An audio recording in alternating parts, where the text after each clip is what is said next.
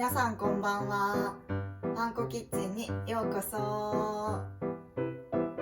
今日の料理はささみとアスパラの甘辛炒めです。今日の食材はこちらです。今日のポイント食材はアスパラです。じゃん。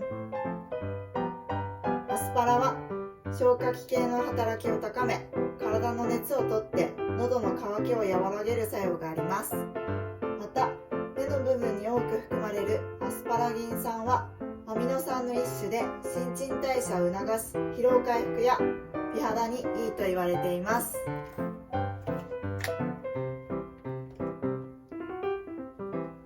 それでは作っていきますね。フライパンには油がひいてあります。フライパンが温まったらささみを炒めていきます。こちらささみですね。斜め1センチ幅にカットし、片栗粉をまぶしてある状態です。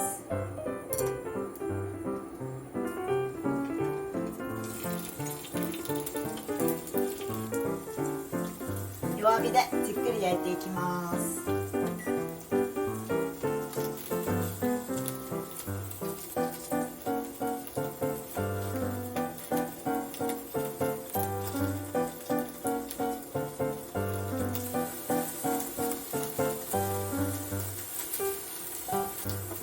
こんな感じにささみに火が入ったら、今度はアスパラを入れて炒めていきます。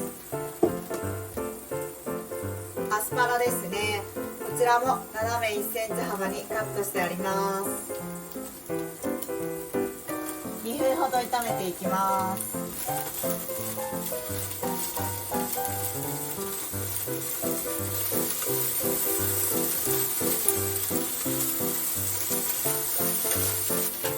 2分ほど炒めたら味付けしていきます。お酒ですね。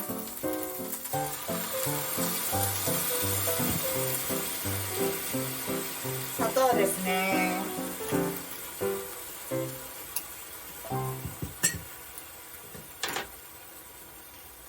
お醤油ですね。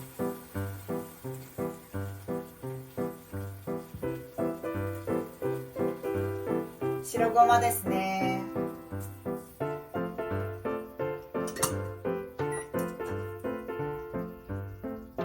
これで絡めていきます。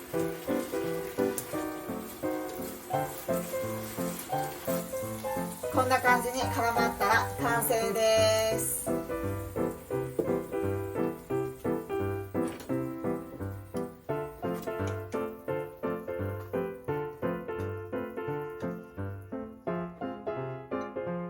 できました。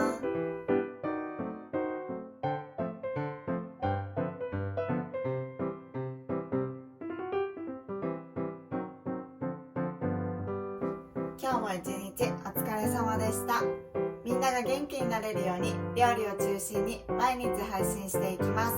もし料理が美味しそうだなって思ったりしてくれたら、チャンネル登録、グッドボタン、コメントなどお待ちしております。それではまた明日です。